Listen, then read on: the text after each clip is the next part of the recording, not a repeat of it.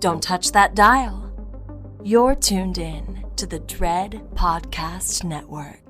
Welcome to Development Hell.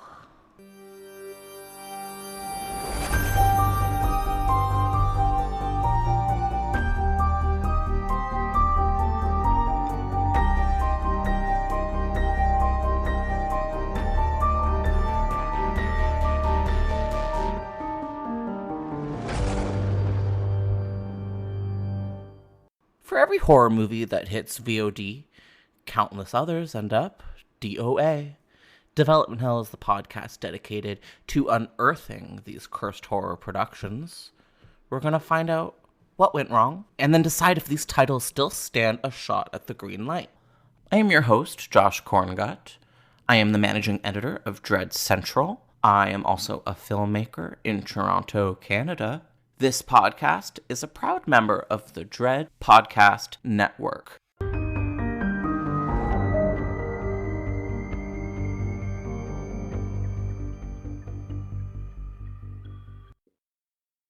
Hi, everybody, and welcome back to a brand new episode of Development Hell. We have been on summer vacation for a little while now, but school is back in session. I have officially returned, and I'm just as excited as you are, partially because I know the truth, which is that we have a brand new limited audio series coming your way starting now. Our new miniseries is Dark Universe. I don't know how we haven't done this yet. Here we are. It is the infamously canned series of Universal Studio monster reboot films that was going to become like this ecosystem, like MCU-style universe of movies until it flopped so hard. Today, we're going to start by talking about Dark Universe. What is it? Where was it supposed to go? That kind of thing. But we're also going to talk about the one official release that ever did get produced, which is The Mummy from 2017. Joining me today for the first episode of Dark Universe is half of the team behind the Monsters That Made Us podcast. That's right, we have Mr. Dan Colón with us, aka the Invisible Dan, one of the two ghouls from the iconic podcast, The Monsters That Made Us. You're probably aware of it, but if you're not, they celebrate movies and characters that are featured in the Universal Studios Classic Monsters series. So before we get going, Dan, how's it going? Can you introduce yourself to the Development Hell audience? Hello, Josh. I am so excited to be on this show talking about The Mummy with you. And hello, everyone, all of you Development Hell listeners. Yeah, let's talk some Mummy. This is going to be awesome.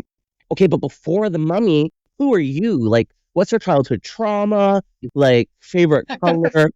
What's your podcast? Give us just like the important stuff. Sure, yeah. So for anyone listening to this who is a regular listener of Development Hell, The Monster That Made Us is a project that I conceived during COVID. And it's a show I do with my co-host, Mike Manzi. He unfortunately is having some technical difficulties tonight, which is why I'm here flying solo. But he and I were friends in college, and he had created a whole podcast network with a mutual friend of ours.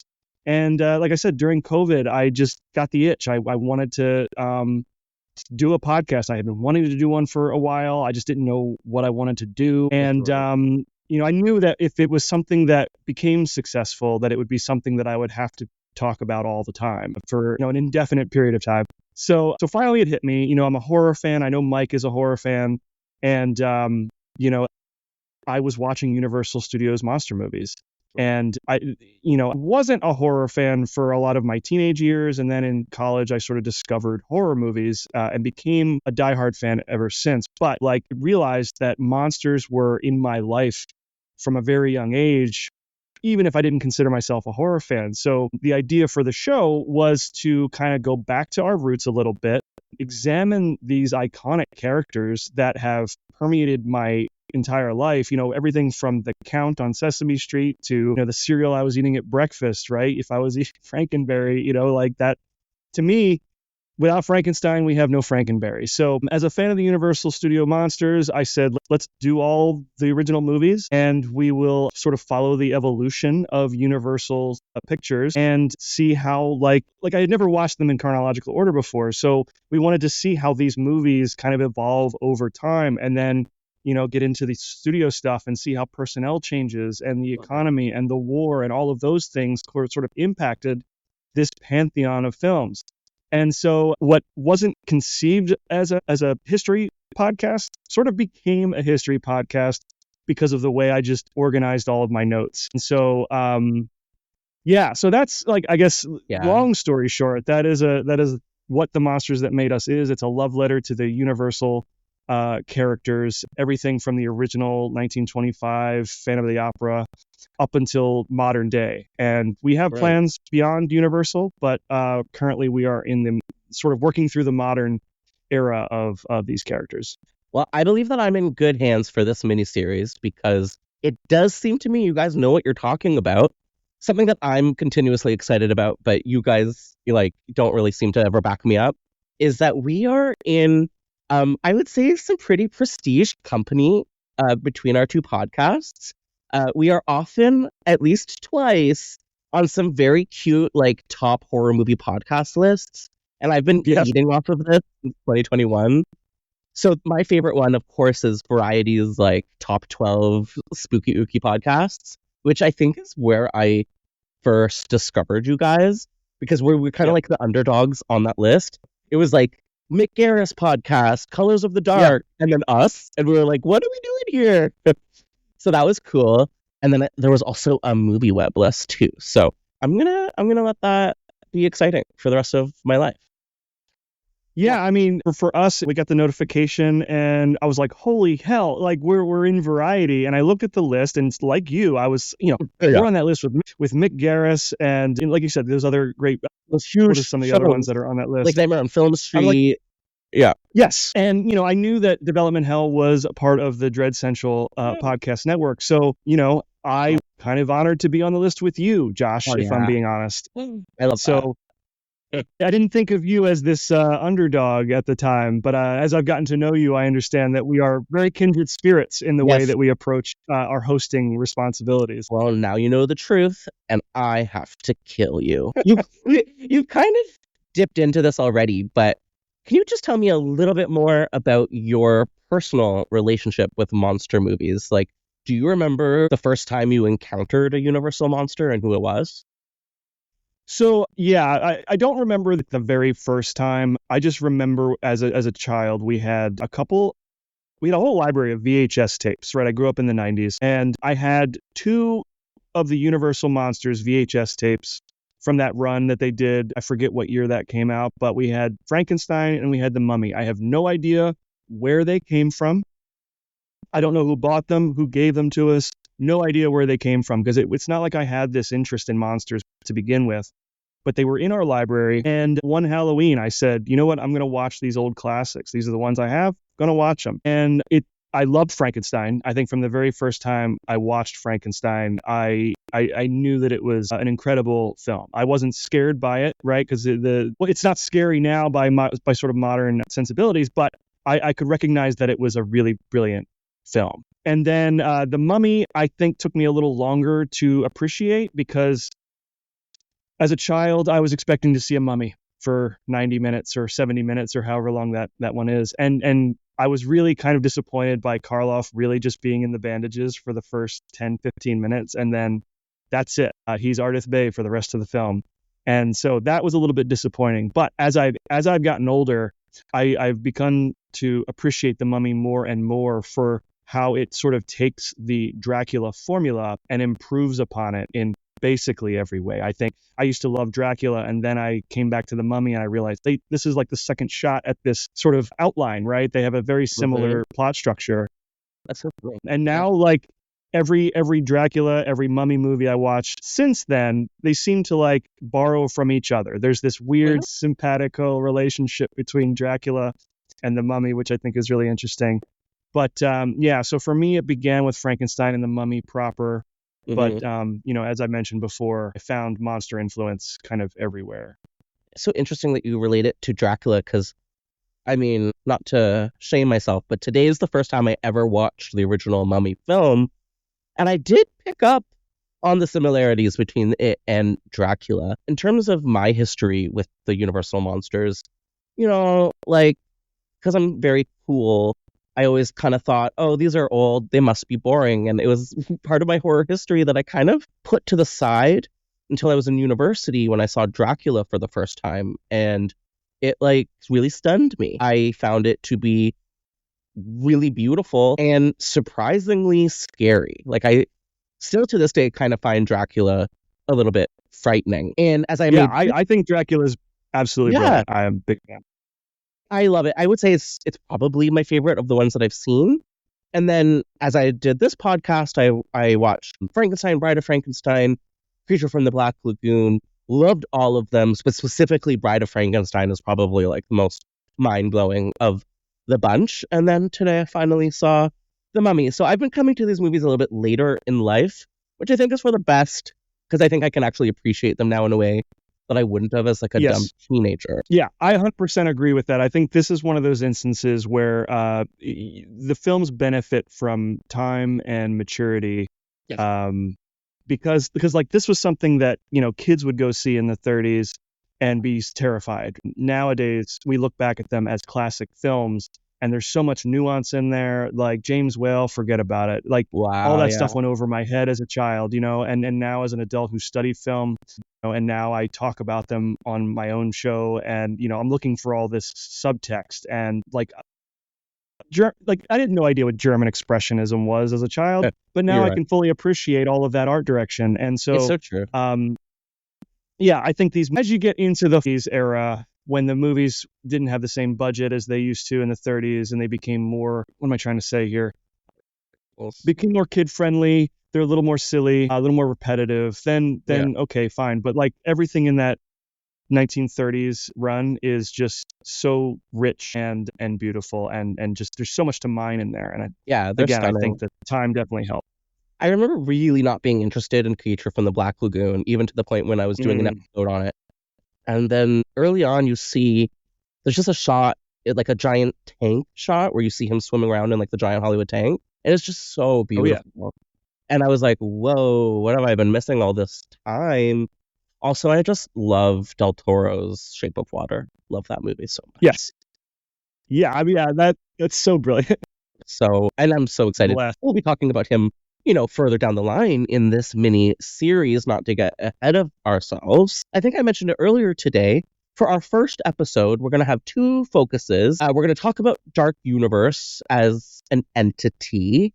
And we're also going to talk about the one only film that they ever produced, which was 2017's The Mummy. So if it's okay with you, let's jump into Dark Universe, what it is. In May of 2017, there was a publicity photo released by Universal that was generating some excitement for what they were calling the Dark Universe. So this photo featured a lineup of stars, including Tom Cruise, Russell Crowe, Javier Bardem, I believe. And, it came along with a press release describing that we were going to get an MCU-style universe of films, sort of rebooting our classic monsters. Do you remember? Like, do you remember this coming out? Do you remember this photo? Oh, not only do I remember it, but I look forward to it getting reshared on Twitter every year. It's so actively look forward to it. There's still the official Twitter page for Dark Universe that they left up, and like it has one post and it's that photo. Can you do me a favor and just kind of like describe to me the tone of this publicity still? Because I find it very funny. It is hyper confident. Like the swagger on this photo, it's just like, we got the biggest stars.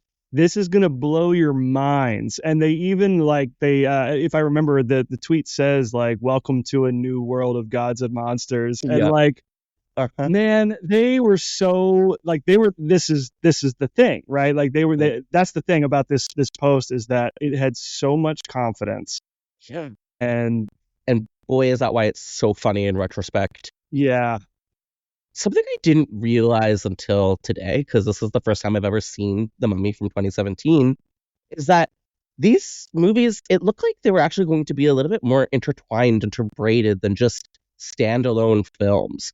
We had Russell Crowe on this image. Of course, they're all photoshopped in. That's like a given. But Russell Crowe is announced to be playing Dr. Jekyll and Dr. Jekyll and Mr. Hyde in a Dr. Jekyll, Mr. Hyde movie. But he does appear as the main character, the Mummy, which leads me to wonder, like, well, is Tom Cruise's character going to come back as someone else? And like, how interwoven is this universe supposed to be? Is it basically this is supposed to be the Iron Man of like monster movies? Is that your take? Yeah. Essentially, yeah. That was the gist I got. And, we're going to talk about it plenty, I'm sure. But, if we compare Russell Crowe's Dr. Jekyll to Samuel L. Jackson's Nick Fury, right? Fury, he was in the final like end credit scene of Iron Man. And then he didn't show up in the Hulk, if memory serves. And then like we didn't really see him again, I think, until Iron Man 2 briefly. And I think maybe he's in the movie proper there. Whereas this movie makes Dr. Jekyll like a main character. Mm-hmm. He is a principal character in this story. Like immediately he's here. And he's a little confusing. He does give me like they're trying to like make him a bit of like a spooky, the Hulk archetype, because he like keeps having to like, inject himself with some kind of serum to stop turning into Mr. Hyde. But it's like silly. And like, what's the tone? We'll get into it later, but like, are you, like, who are you? Anyway, it's clear to me, and in retrospect, that they were trying to capitalize off of the success of the MCU, which I guess at the time of this, which I believe, between 2014 and 2017, when this was really developing, that was what was so hot. Like, that was the beginning of Marvel taking over the world completely.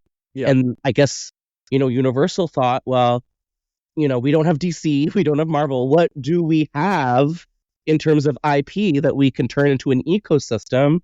And it makes sense that they would turn to the monsters, but it was such a mistake. It was such a flop idea. Do you begrudge them for going the Marvel route? Do you think that there could have been some kind of benefit to it, or is it all just a huge mistake? No, I don't begrudge them for trying to capitalize on this concept that had proven to be so successful. Yeah. Where I begrudge them is,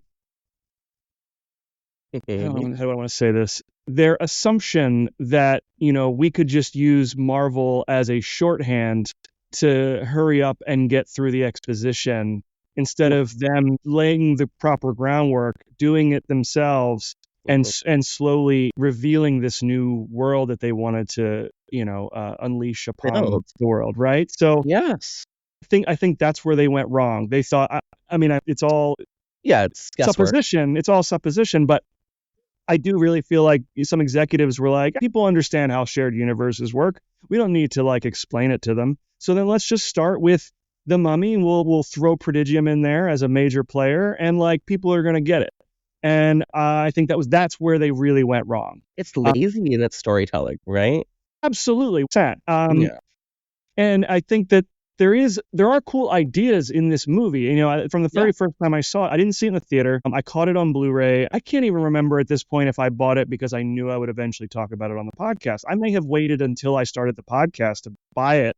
And then I watched it and I thought, okay, this is a very flawed movie. It's not good. There is a lot of stuff in here that I really like. Yeah. I think that it's just a little skewed. I think that sort of assumption that audiences would just automatically buy whatever Universal was selling that's where they 100% where they went wrong. Especially with IP that is so old school, like way more old school than superheroes, which we're making movies and like not to that degree, but like the monster movies, that's not talking to a young audience, not really. So the MCU, like I don't think they necessarily knew they were developing an expanded universe of films. I think it kind of happened organically to some degree. And I think maybe that's why it worked. Like, I don't know when they made Iron Man that they knew exactly we were going to get what we got today. Like, they probably had some plans. Maybe I'm wrong. But I don't know. This felt a little presumptuous. Yeah, you can tell when you watch those first couple MCU movies that they're just like, let's throw some stuff in here to help us build to the next thing. The next, the first Iron Man ends with a scene that sort of introduces the Avengers Initiative. Okay, so for those of us, and it's at the end credits. So if you're sticking around until the end of the movie, till that far, you get that little Easter egg. Okay, cool. And then that movie was mega successful. So then they do the Hulk, and then they build a little bit more. And so I think if that experiment had failed with the first or second or third movie, okay, we have these little Easter egg moments in there that not a big deal. Yeah. So I think to sort of touch on what you were saying about the Universal monsters, these are not characters who at the time were in the forefront of people's minds as shared like universe kind of thing, right? We remember Frankenstein, we remember the Mummy, but like, okay, what am I trying to say here? But like no one's like hankering for like monster universe, I don't think. And so they needed to generate that interest. They failed to do it because they gave us too much too quickly. They didn't prove to us that they could tell a satisfying story in the first film, the first installment. So why should we trust them going forward? And so it's I'm sort of spinning here. But it's true, like, and obviously, like, first of all, they gave up real fast, which is, one sign that maybe it wasn't so thought out. And, like, it just reeks of executives, not creatives, coming up with ideas, and why that doesn't work. Yeah, and the more I learned about the production and how certain people were put in charge who probably shouldn't have been put in charge, it started to make sense how this thing became so top heavy that it couldn't support itself. Yeah, and like the messiness too of it retroactively including Dracula Untold. Why don't we get into that? So I think it was around July of 2014 when Universal Pictures brought in Alex Kurtzman and Chris Morgan to now develop this reboot of The Mummy, but also this, genesis of the Dark Universe.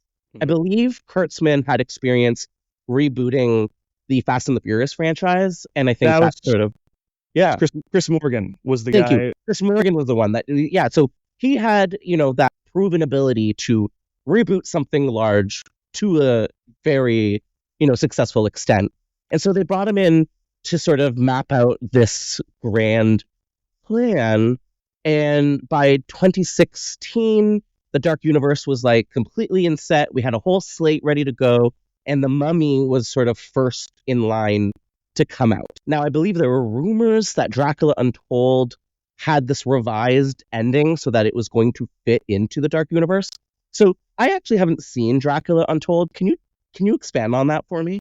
Yeah, so Dracula, it's not quite the way you understand it. So Dracula Untold was made, and then there were reshoots at the end of the production to sort of shoehorn in this tale at the final scene where it's Dracula in modern day.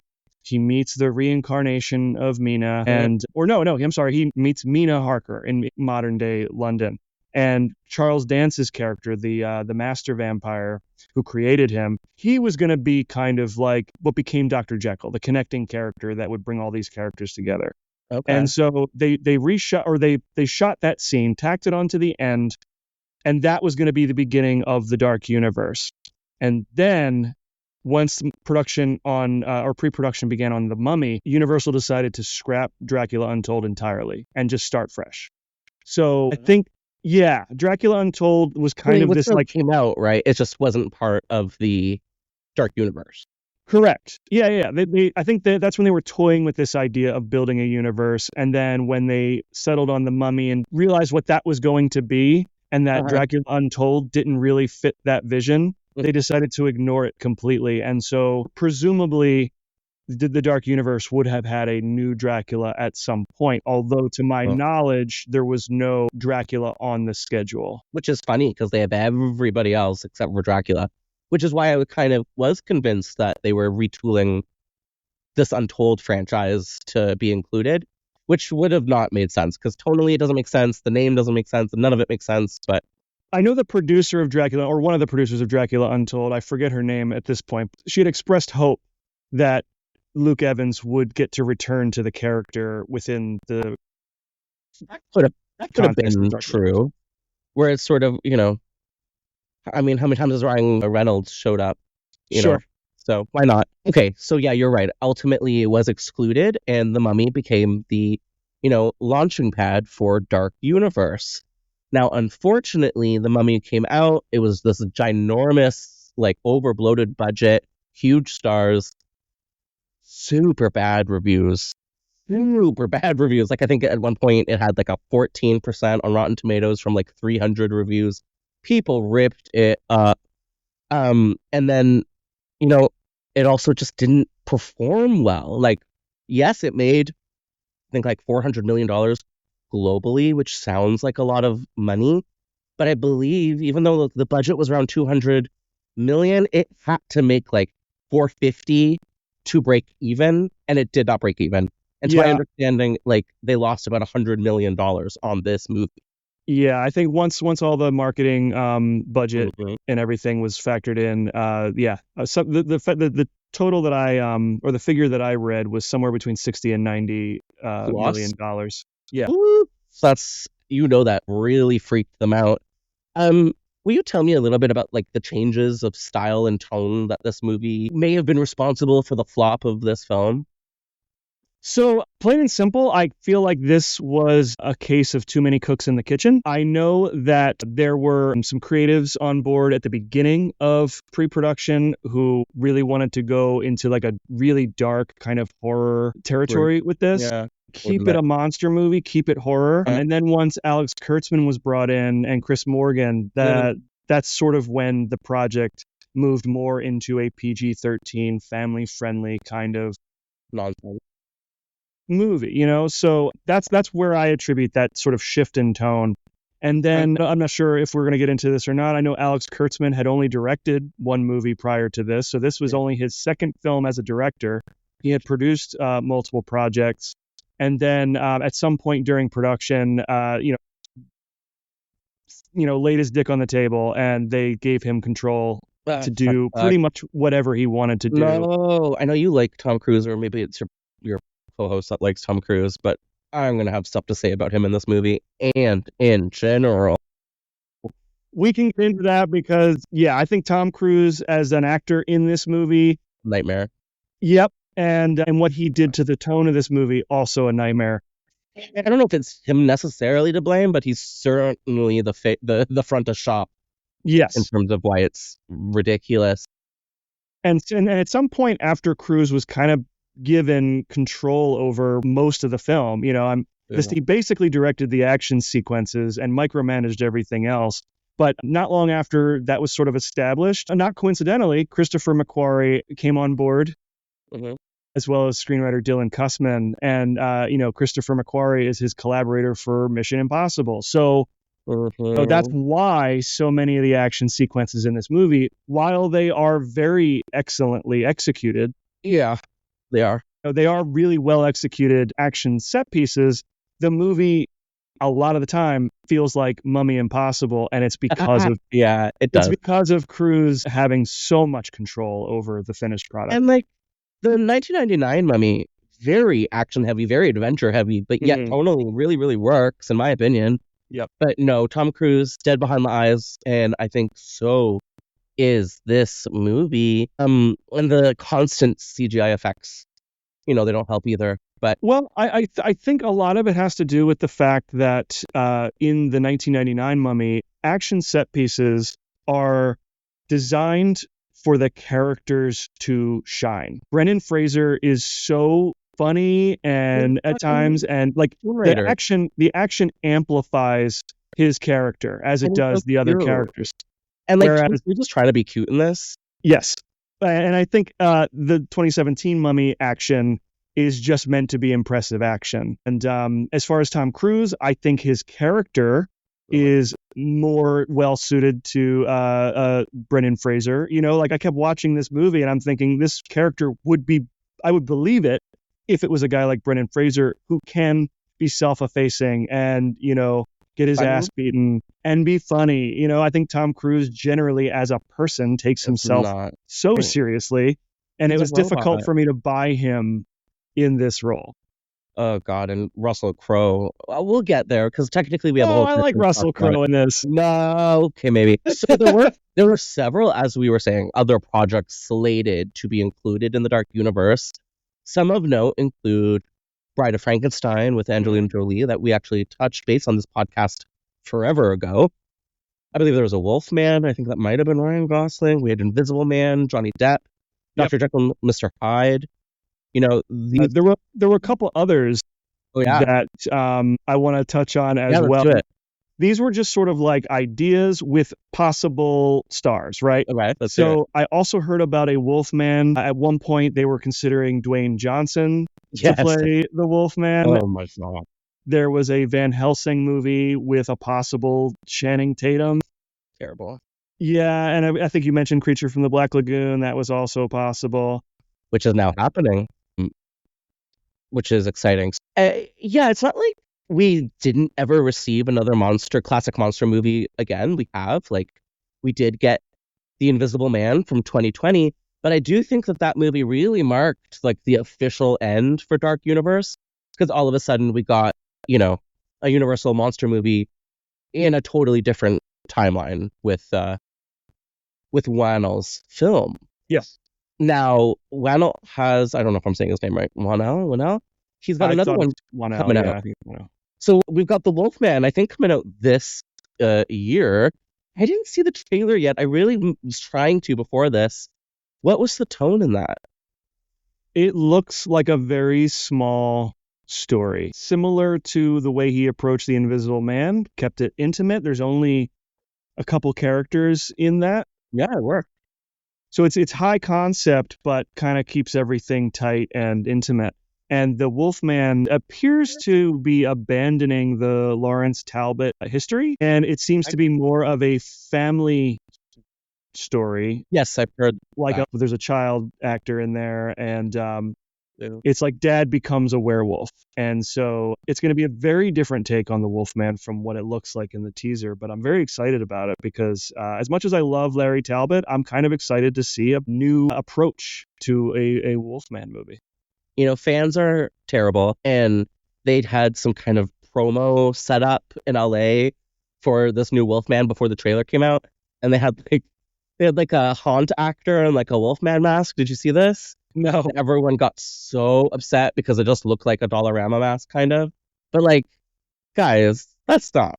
I don't think that's indicative of what we're going to be seeing. So, yeah, it was a funny moment on Twitter. Excuse me, but Dark Universe is not exactly gone. It's not exactly dead, even after everything we've just said, because it is still officially in use as an amusement park.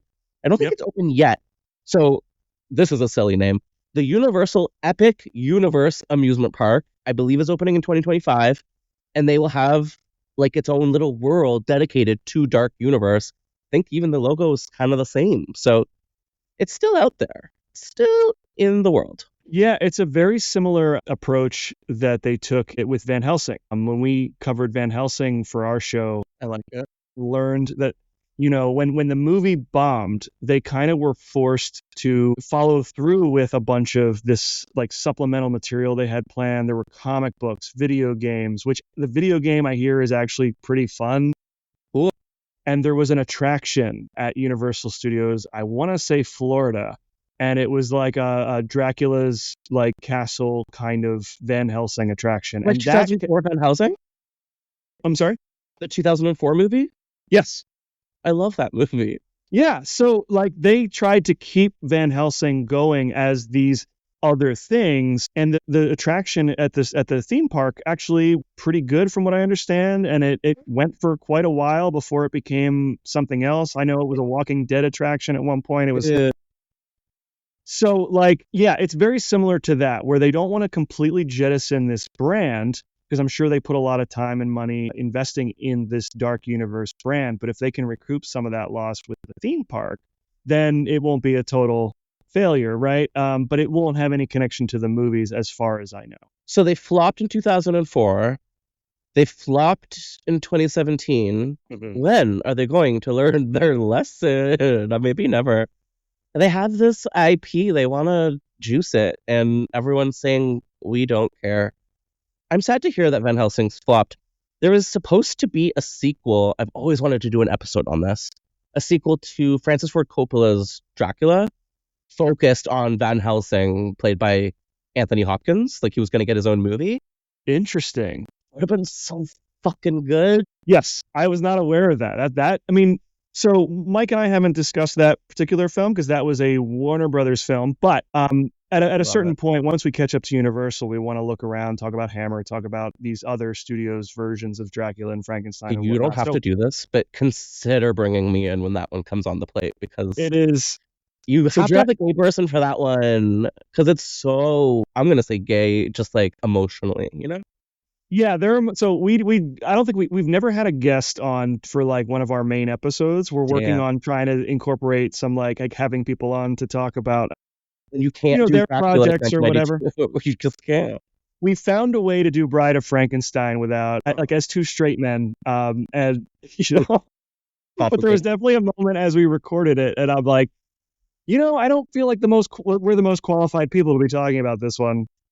Oh, that's a good movie, though. Fuck, but not as good. Okay, I don't know why I'm going down this route. Francis Ford Coppola, troublesome, problematic fave. Yeah. But fucking that Dracula is so good. I think it's one of my favorite movies of all time. Also, there's an original song on the soundtrack by, what's her name from the Eurythmics? I forget her name. Annie Lennox.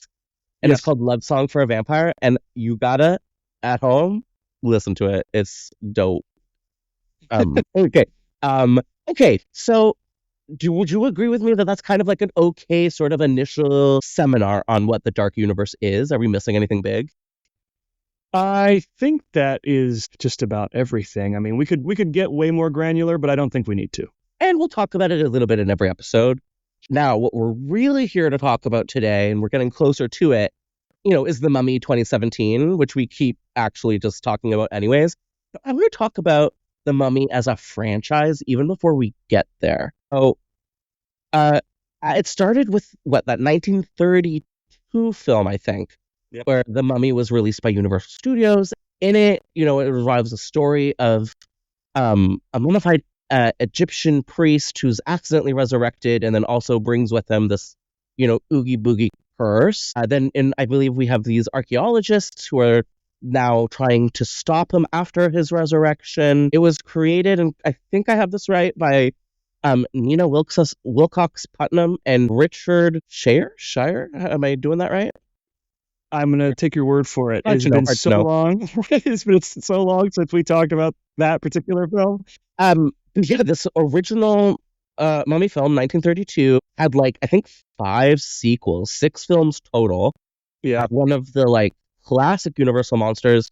We've got Boris Karloff here in the lead scary Ookie role. We've got Tom Taylor. Later on in the franchise, I believe Tom Taylor, Lon Chaney Jr. would portray that same character. So I watched this for the first time. I kind of forgot which movies we said we would watch for this. So I watched 32 and 2017. So real quick, I want to just make a correction. Tom Tyler was not in the original movie. He did play the Mummy, I believe, in the second one. I may have said that wrong, but yes, okay. Tom Tyler and Lon Chaney Jr. played that character in the sequels, to my knowledge. Got it. Okay, all right. I had never seen the original before today. And what did you think, Josh? I'm sorry. I don't want to disappoint you. It was a little snoozy for my personal taste.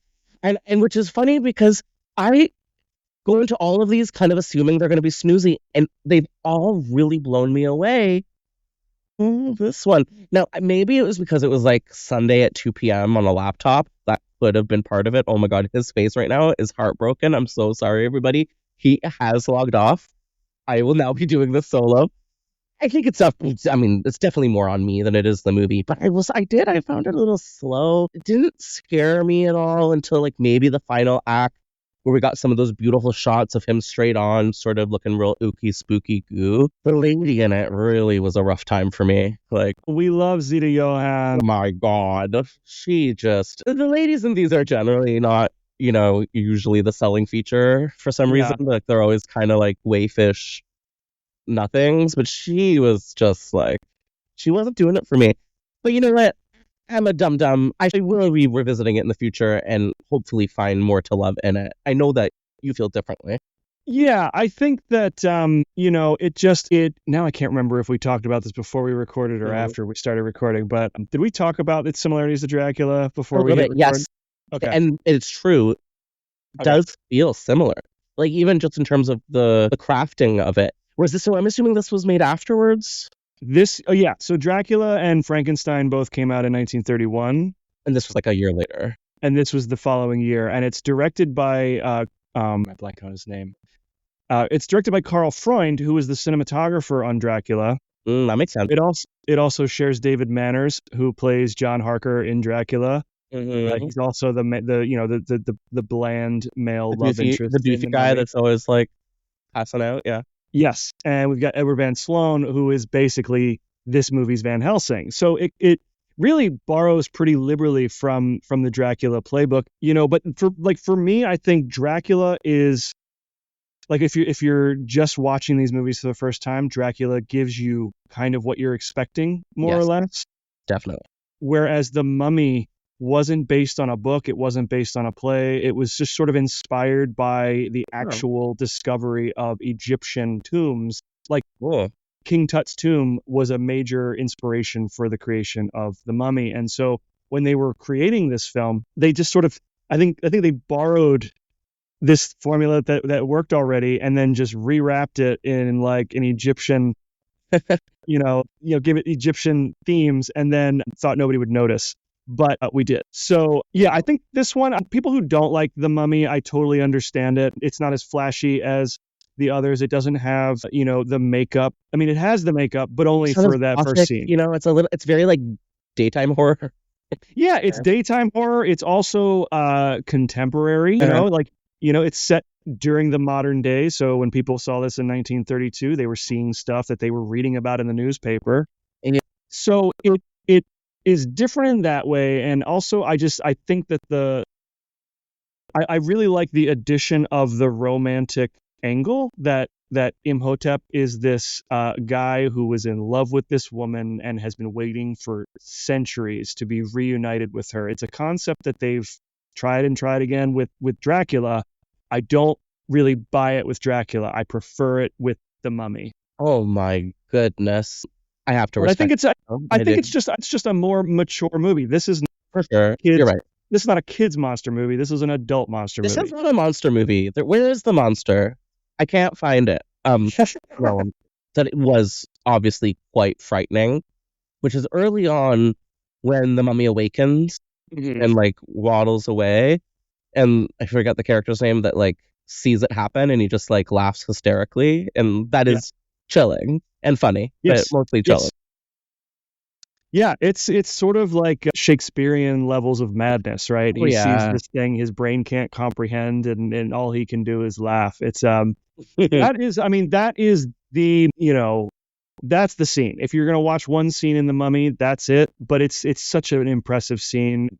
The makeup in that is so awesome. Like I get why all of the sequels, as you watch the Mummy films, as they progress through the 40s, they start to become like bodysuits that they just zip up in the back, and the mummy face is just a mask. They're no longer using real like bandages. And so to see Karloff? His name. No, not Karloff. The makeup. The makeup guy. We should get the name. I'm blanking on it because he's a makeup artist from 1932 Hollywood. Yeah.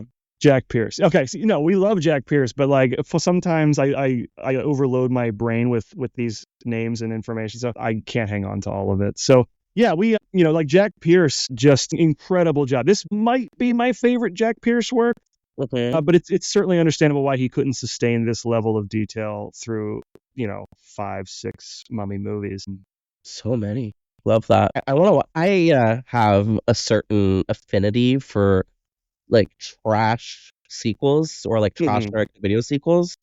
So something tells me I should like be paying mind to some of these like part 4, 5s, and 6s because I bet it's like, hey, if you're a big fan of like Halloween 6 or yeah, of course I am. some of the Friday the 13th sequels, like The Mummy just kind of becomes this, Insane, vessel like, yeah, who's being used by a priest of some kind he has his own objectives, and so dare it's this, you trash Halloween 6 actually?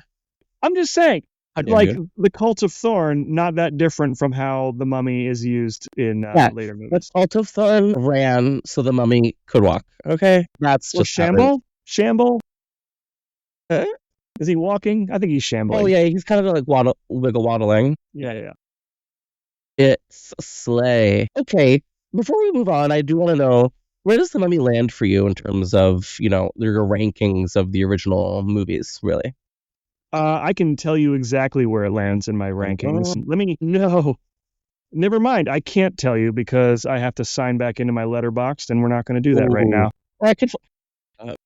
No, we're not going to take the time to do Okay, that. okay, So okay. I'm going to say that it ranks in the top 5 for sure. And what is like the total list is like 10, 20? Like in 32. terms of, whoa, like 5 out of what? 32. Whoa, okay, so it's very high. Big numbers. Interesting. I think I've seen about 5 in total, so also lands around that number for me. Okay, so this is where I get more involved, more excited, more knowledgeable, is the Manzi reboot. So something I didn't know before today, and I should have, considering the podcast that I host, was that when they were developing the reboot of The Mummy, Clive Barker was one of the original creatives on board. Oh, yeah. And of course, because it's Barker, his version was going to be dark and violent, mystical and sexual, which that makes sense. And I think it was said to have centered on a contemporary art museum who had a cultist that was there trying to reanimate mummies. It's giving Barker for sure. Mm-hmm. It didn't happen, and I got a quote from someone in the studios that were saying, it would have made a really good low-budget movie. Not like a big one, more like, a Hellraiser. And that sounds like fun to me. I think it could have lent itself to that, but of course that's a very, very different movie from what we got, which was the 1999 remake by Steven Sommers. So Mick Garris, speaking of, also had some involvement with the 1999 Mummy. I believe he wrote a draft or two that went unused. But yeah, so like they had a bunch of people working on this movie, and I think every version up until Steven Sommers was set modern day. I think that was the whole plan, was to update it, put it in modern day. I'm not angry.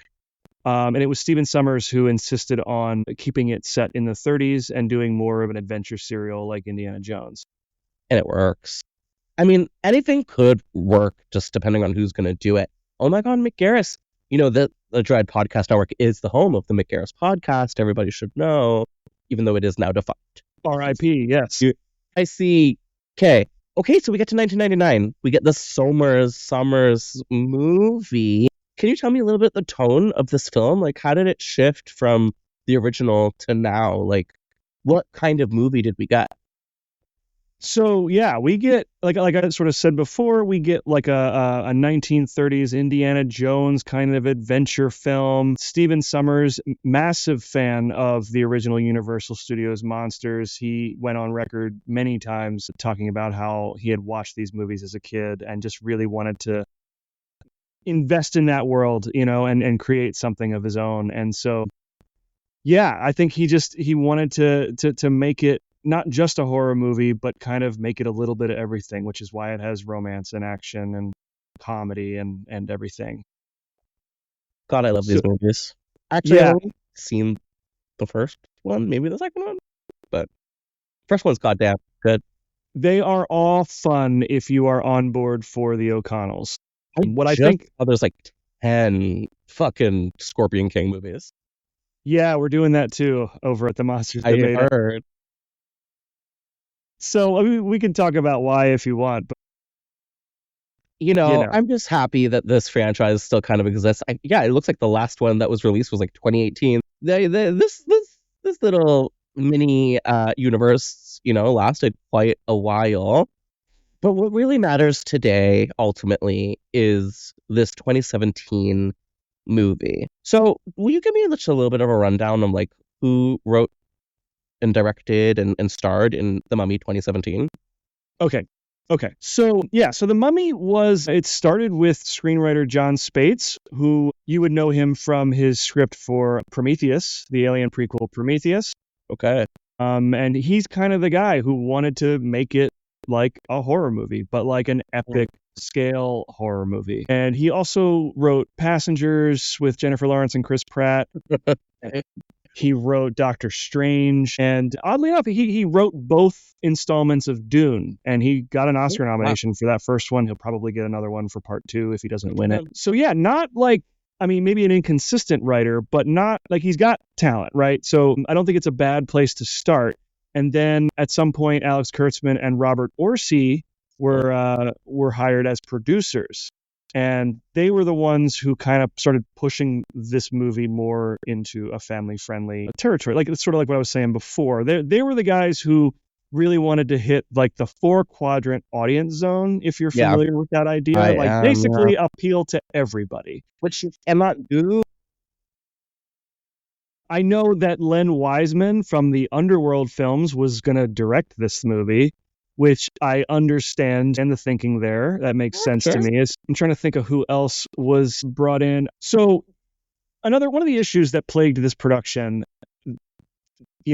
nothing will kill a movie like trying to rush it into production, right? To get it out as quickly as possible.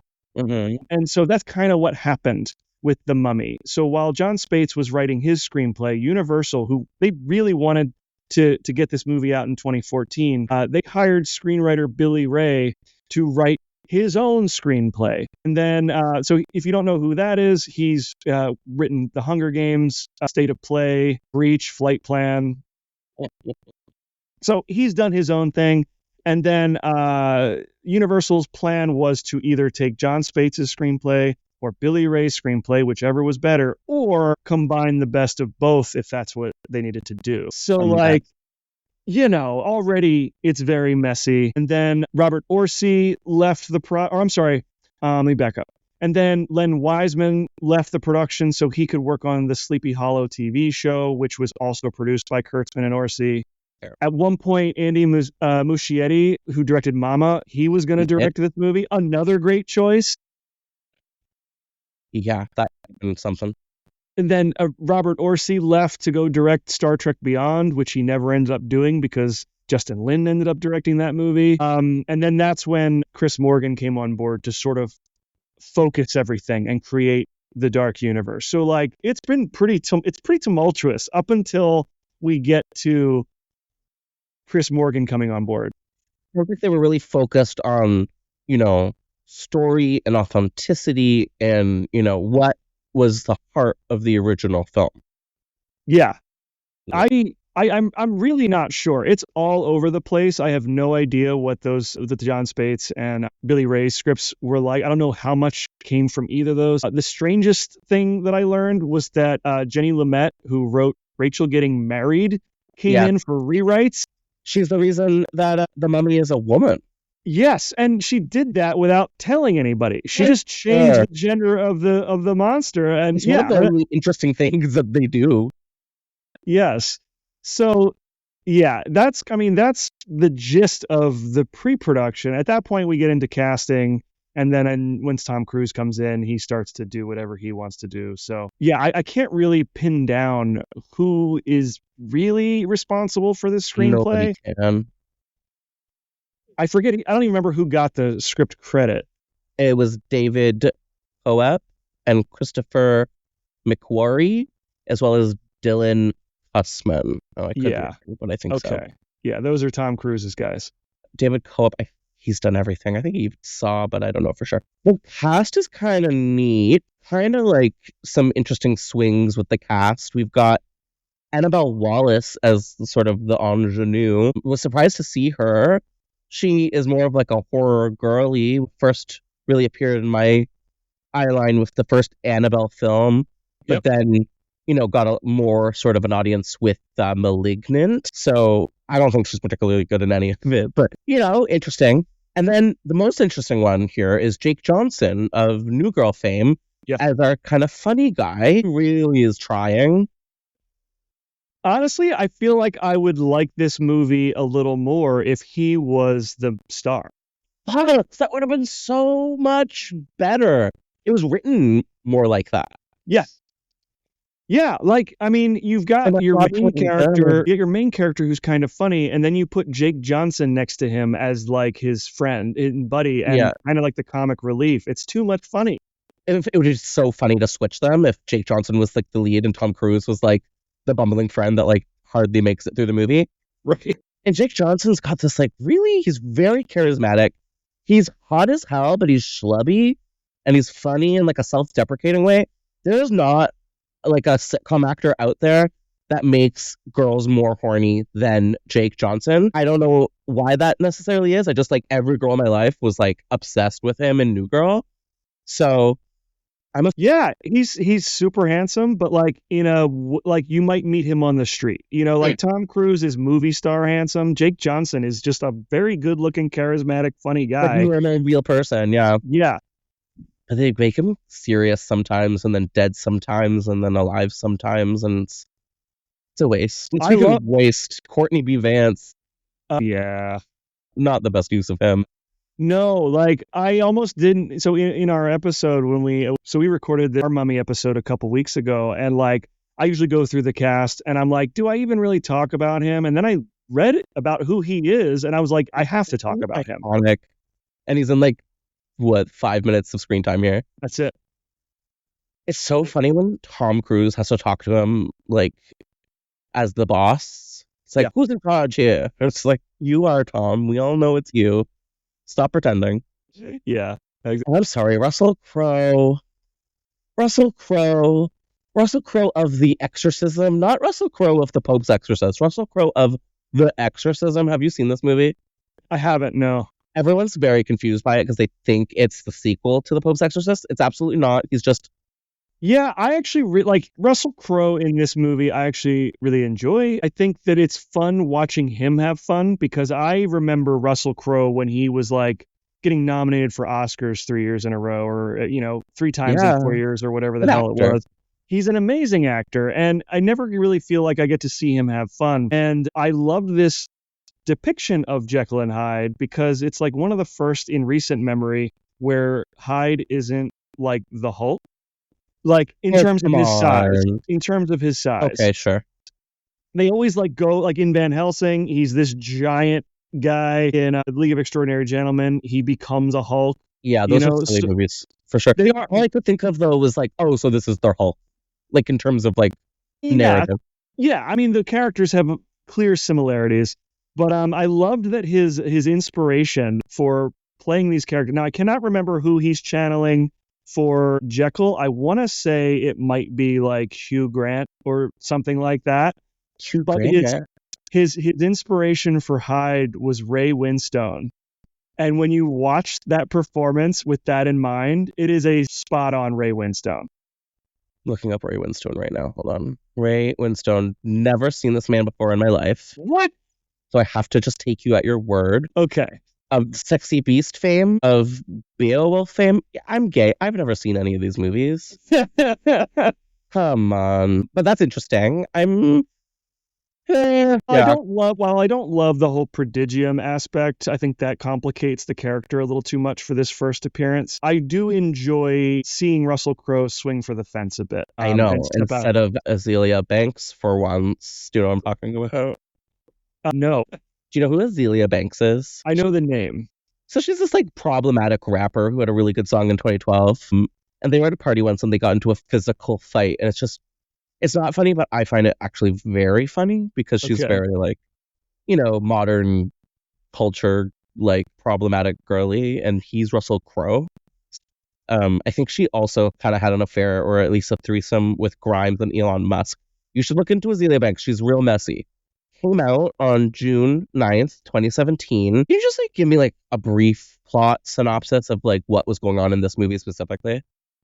Yeah, so Tom Cruise plays like an army sergeant who is also kind of like a treasure hunter within his capacity as a member of the U.S. Army, and they find a sarcophagus in modern day Iraq. Right, like the mummy origin is very similar to what we know of Imhotep. This mummy was supposed to inherit the throne, but her father had a son with another woman, and so she got her revenge by killing her whole family.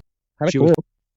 she made a deal with Set, the like one of the Egyptian gods, and she had to like stab her lover with this dagger to give him like a vessel to inhabit and walk the earth in physical form, right? That's part of the movie, was her little backstory. Yeah. And so she is caught mummified alive and then carried miles away into, again, modern day Iraq, where where Tom Cruise finds her. And then they bring her back to London, but she has been resurrected in the process and has decided that Tom Cruise is going to be her new vessel for Set. She is horny for him. So horny for him. Yeah. And Annabelle Wallace, definitely not horny for him. I was like, she's evil. And then she wasn't. No, Yeah. she's not. She was like feeble. No. And Jake Johnson ends up being sort of possessed by her and killed in the plane crash. Right. And he does his best Griffin Dunn from An American Werewolf in London for the rest of the movie. True. Which is kind of fun, but it's a very clear American Werewolf in London. I didn't think about that, but it's a good observation. Yeah. And so lots of action set pieces, the introduction of Prodigium, which is like a secret society of monster hunters. And their plan is to let this mummy follow through with her plan so they can trap Set in human form, kill him once and for all. But that doesn't quite go to plan. And by the end of this movie, which I think is one of the more interesting choices, is that the mummy is killed. Tom Cruise becomes the new Set, right? The new manifestation of Set, and survives and wanders the earth from that point with his forward. gay friend. So that's the twist, is that the mummy in this movie is not going to be the mummy of the Dark Universe. Tom Cruise is going to be the mummy. It's silly. And it is an interesting ending. And he gets deformed and we don't really see how deformed he gets, which made me feel like, oh, are you going to be Invisible Man? But of course not, because that was going to be Johnny Depp. It's a lot to process. It is. I'm in that final scene, I really struggle to understand how this character is going to, exist in a world with Johnny Depp's Invisible Man and Javier Bardem's Frankenstein's monster. But they didn't have a roadmap. There's no fucking way. And if they did, it was not detailed enough. And one thing that I think is interesting, we came up in conversation. So if you're not a regular listener of The Monsters That Made Us, our episode is going to be coming out at the end of the month. But we get into this idea that, normally I would complain about a movie like this where everybody who dies comes back to life, right? So then what is the... Yeah, exactly right. Death doesn't mean anything. Okay, well, what if that's sort of the theme of the Dark Universe, where death has no meaning anymore? And so what does that do, across this universe of characters? They always come back to life. So then how do you deal with the fact that you're just going to be alive for eternity? And so suddenly I'm thinking, okay, these are interesting questions. All of a sudden I'm not mad at it anymore. But the shared universe idea we'll never get to know. But also part of me thinks that maybe they didn't have the right people in charge of this to handle those sorts of heavy thematic questions. So I doubt it would have been satisfying anyway. But suddenly I felt better about this movie and the potential it offered. But at the same time, they just didn't have the right people in charge. No, they shot the bed real good. But I do kind of respect knowing and moving on, instead of dragging it out or whatever. So, although I'm sure they didn't know, they just saw negative money signs and freaked out and backed out. Absolutely. But it was the right move. They did not have a good enough of a game plan. And I know that Universal is precious with their monster movies, even though they continue to flop. You're saying Van Helsing flopped, this flopped. I think we had 3 Universal-esque monster movies this year that drastically flopped. We had Lisa Frankenstein, we had Renfield, and we had Dracula on a boat, and they all did really, really bad. So I don't consider Lisa Frankenstein part of that. it is a Universal film with It is a Frankenstein Universal elements.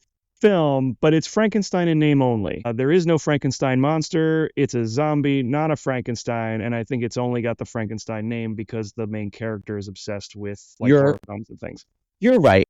Although, So- like, it is the fact that it's Universal.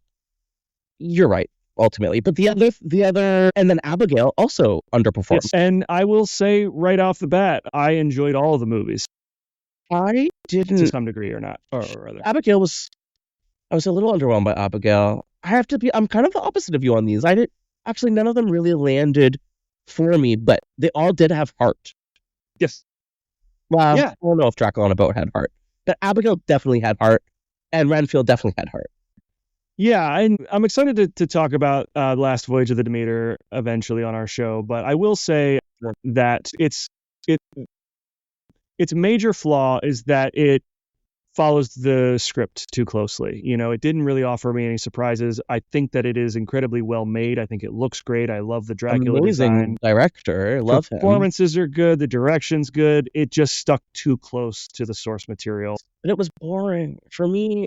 Well, that's what I mean. Yeah, it didn't really do anything. It didn't divert from the established path, so it didn't. There's no reason to be excited. It didn't surprise me in any way whatsoever. So yeah, it is boring, but it looks great, and I think everything else about it is really cool. Because we're already going over a little long, Yeah. I might jump us to conclusions. But before we do, I think maybe we should talk box office real fast. Yeah.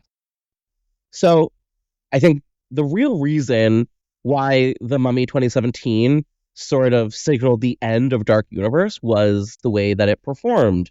We talked about having that 15% approval rating on Rotten Tomatoes, which is bad. But I think what really spooked the suits was, that it flopped financially. We did talk about this earlier. Yeah, it needed to make 450 to break even. And I think it only got, close to like 410-ish? Like, overall, they were at least 50 million in the red.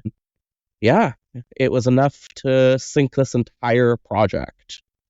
Something I find interesting is that it actually did very, very well internationally. I think it was one of Tom Cruise's, if not Tom Cruise's biggest international success. And something that I heard recently, can't quote me on this 100%, is that one of the reasons Tom Cruise does so well is because he does international press like nobody else. Absolutely. I think it was what's his name from Twisters was talking about his. Oh, that's No, it wasn't. It was Will Smith. It was Will Smith was on record talking about, he learned from Tom Cruise how to really succeed as an A-list movie star, and Tom Cruise's advice was do the international press till you're like bleeding. Like, and he was saying he doesn't know how Tom Cruise does it. He's like a Android person. Well, he would go around the world and just do press until he's like, dead. And I'm assuming that's what he must have done with this because it was a huge hit internationally.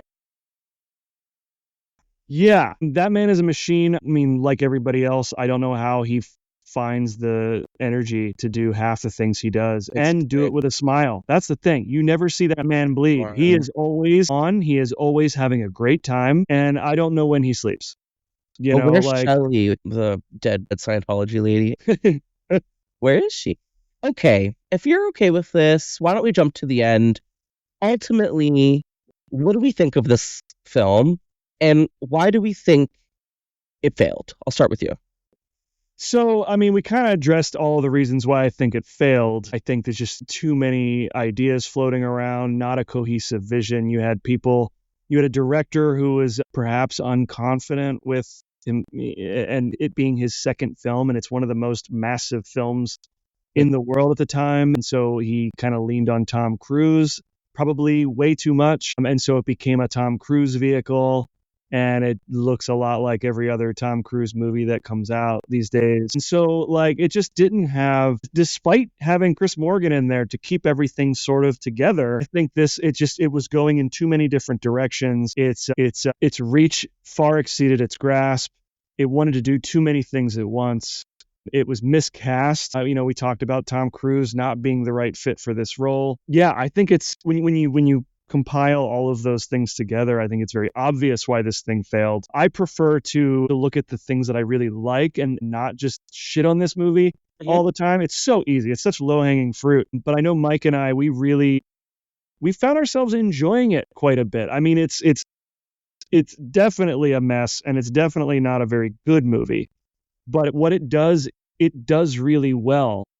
It's just, it lacks a cohesiveness to hold everything together. It's over edited, So yeah, I don't know specifically if I can pin it on one thing, but I don't hate it. I think that there's some really fun ideas here, fun thematic ideas that I can just think about, and like I was talking about with, what if death means nothing anymore, then what does that mean for these monsters and the rest of the characters? Endless possibilities in that regard. So I do have fun watching this movie. I do have fun thinking about it. But yeah, this is not a movie that you're going to build an entire franchise on top of. It just doesn't have, it's not strong enough to support all of that.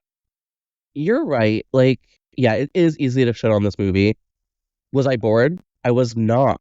Actually, I was quite entertained. And if I had to be fully honest with you, it's probably a 3-star movie for me as a standalone film. Yeah, I would agree with that. It's just, this is the context, and like, it's just the context of the dark universe as a whole that is what I find disappointing. Like, it was just, it feels like it's capitalizing on trend and really not respecting its source material, and that's what rubs me the wrong way. Yes. When you said earlier that what's his face should have been the lead, Jake Johnson, that really clicked for me. Like, you were saying, I don't know if there's one thing that can be blamed. Maybe it's Tom Cruise. If Jake Johnson had led this film, I think it could have worked in a similar way that 1999 worked. Sure. Yeah, and you could set it in modern day, and I think a lot of the there's this movie is loaded with practical effects. Like, I keep thinking of stuff that's so good about it. Yeah. Sofia Boutella was a dancer before she became an actor, so she is a master at manipulating her body and moving in really interesting ways. Kind of scary, honestly. Like, I was kind of scared of her in moments. So yeah, and the other, like, the sort of zombie mummies that she creates, those were fun. The course of the movie, they were played by dancers as well. So they looked great. Oh my god, yeah. So like, that's, I think the disappointment is compacted by the fact that there's so much good stuff in here. Yeah, the potential. It just doesn't. It doesn't. Yeah. I think that's a big part of why the reviews were so bad. I don't think it's nearly as bad as Rotten Tomatoes. No, it's not a 15%. That's crazy. No, but like, I think that's it. They set this expectation in our minds that this was going to be the beginning of something massive and incredible. And because it just stumbled out of the gate and lacked, it lacked confidence. That's what I'm looking for. And so we're now meant to have confidence in these producers to create something good the next time around. I don't think so. I think pulling the plug was probably the smart choice, as much as it pains me to never get to see Javier Bardem as Frankenstein's monster, and what that could have been. Bill Condon, I'm sure, had a great movie that he wanted to make, but we'll never get to see it. And it wasn't Twilight 6, which he did make. So yeah, it's just I think its reputation gives it a much worse rep than deserves. Is it something that I'm going to watch frequently? Probably not, but I definitely would watch it again. It's not a bad movie. It's just incredibly flawed. And I will say, I think its heart is in the right place. It's just, except for Tom Cruise, who doesn't have a heart, and he does look mummified, and his hair is scary, and everything about him is just Uncanny Valley and Yeah, that's it. I think I said that exact thing on our episode. I said it's like Uncanny Valley, but with a flesh and blood human being. yeah, which is like, I don't believe what I'm watching on screen. I don't believe Tom Cruise can only last 30 seconds in bed. I don't believe that he's this like. I mean, straight person. Yeah, I know. It's No. Exactly. Yeah. That's okay. I actually think I am blaming it completely on him, and that's my prerogative. Okay, so before we wrap up for today, where can people find you and your podcast online? So, The Monsters That Made Us is part of the Cage Club Podcast Network. As I mentioned before, you can find all of our episodes online at cageclub.me. That's cageclub.me. We are also available to stream on pretty much all the major platforms, Spotify, Apple Podcasts, you name it. So please check us out there. We are currently, like I said, we just recorded our Mummy 2017 episode. That's going to drop at the end of the month, release date. That'll go up on Friday, September 27th. So actually the same week, it'll be the following week if you're listening to this. Very close though. It'll be next week, yeah. So that's coming out, and then I'll be prepping for the Scorpion King 5. So for if you're not a listener of our show, we did decide that covering Universal monsters meant the expanded universe and the foray into straight to video thing. For good or ill, this is what Universal decided to do with The Mummy. So we thought it was worth exploring, and so that's been a fun kind of experiment. So, but personally, you can find me on Twitter, Instagram at Dan Colón, where The Monsters That Made Us is on Twitter, Instagram, Monster Made Pod on Twitter, The Monsters That Made Us on Instagram, and I think that covers everything. I always forget something inevitably. Well, you will have 3 more weeks to make sure that everyone is subscribed to that show, which you guys better be doing, and we'll see you guys next week for the second chapter of Dark Universe.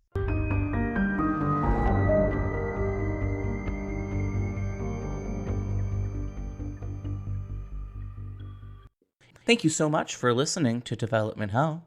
If you enjoy this podcast, then please do us a major favor of leaving us 5 stars and writing a positive review. It really makes all the difference in the world. We'll see you next week with a brand new episode of Development Hell. Thank you for listening to the Dread Podcast Network.